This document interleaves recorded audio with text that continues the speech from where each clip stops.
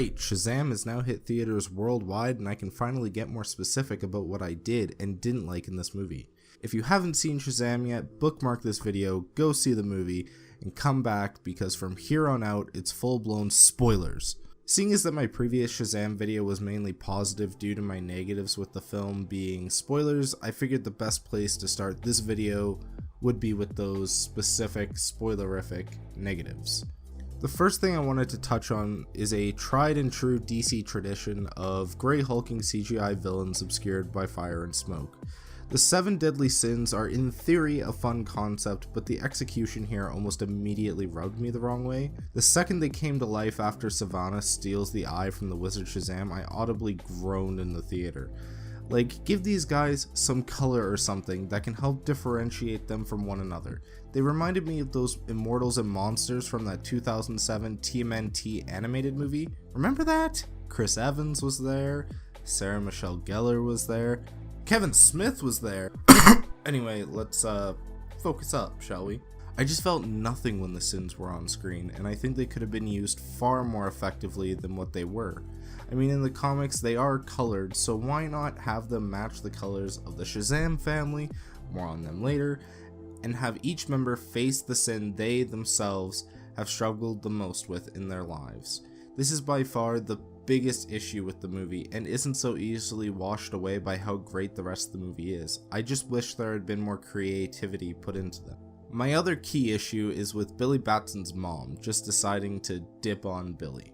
As the movie goes along, it tries to justify this, and I remember being okay with the explanation that they give at the time, but the more I think about it, the less it makes sense. She said she was 17 at the time when her and Billy got separated, I think, or maybe she was 17 when she had him, but either way, she was young and overwhelmed. So when she sees Billy with the police, she thinks the best thing to do is just leave him, change her name, and give this young, impressionable child abandonment issues for the rest of his life. While, at the end of the day, this does serve as a great emotional lesson for Billy, it makes absolutely no sense. So what, she just went and lived her life like business as usual and no one questioned it or looked for Billy or even asked about him? Not even his grandparents or friends of the mom were concerned that her child had just suddenly disappeared?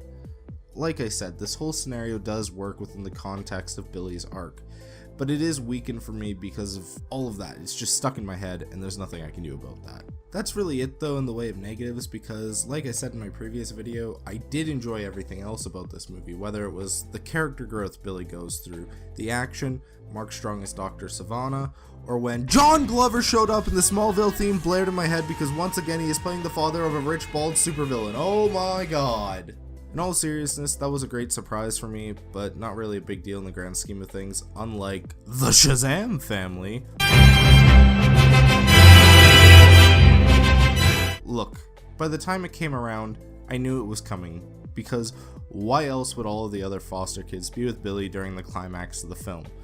But man, it still worked wonders once it happened. It gave that final action sequence the extra bit of goodness that it was lacking with just the sins fighting Shazam. Admittedly, I don't know much about the deeper comic book lore of Shazam and the related characters, but I am excited to learn the same way I was excited to learn about certain Marvel characters before they became the staples that they are now. I loved how all of the costumes looked and was excited to see Reggie #1 from Riverdale as one of them. It was a fun moment and it was effective because it wasn't in the trailers. Hopefully DC and Warner Brothers and maybe other studios take this lesson and continue with this style of marketing. While I did give a bit of a kicking to the 7 deadly sins, I do want to give some recognition to Mark Strong as Dr. Sivana. I enjoyed his cold approach to the character. It felt authentic and was a formidable foe for Billy that I look forward to potentially seeing more of in later installments as suggested by the mid-credit scene. Speaking of which, this is probably one of the most confusing post-credit scenes I've ever seen, so after the movie, gave it a quick Google search, and you know what, I'm pretty excited now that I think about it. The caterpillar that we saw in Sivana's cell is actually a 2-inch alien of high intelligence named Mr. Mind.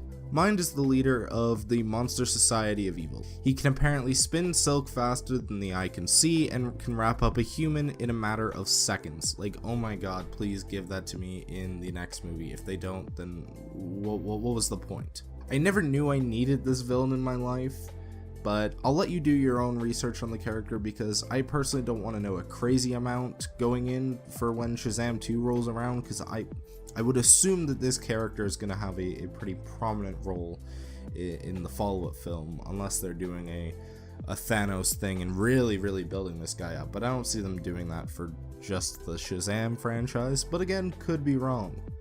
The last thing I want to touch on before wrapping up this video is Superman. While yes, it was disappointing not to have Henry Cavill there, I did notice something pretty significant about his appearance. And in the isolation, it's not going to seem that big of a deal or anything like that, but what I did notice was that it's a new suit.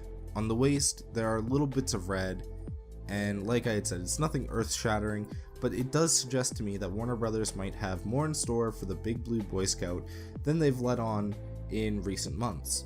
I mean, why put the money into a new suit when surely the one from Justice League is still hanging around? It could be nothing, but it gave me a little bit of optimism for the potential of that character moving forward. Anyways, thanks for coming by and listening to me ramble on about Shazam. Let me know if you agree with my take on Billy's mom and the sins. If not, I'd love to know why. If you enjoyed this video, I would really appreciate you sharing it with your friends, family, whoever, leaving a like, and maybe subscribing if you want to see more videos like this from me. Anyways guys, thanks again, and until next time, see ya. Cavill, travel, Cavill. Stop fucking up his name. You're an idiot.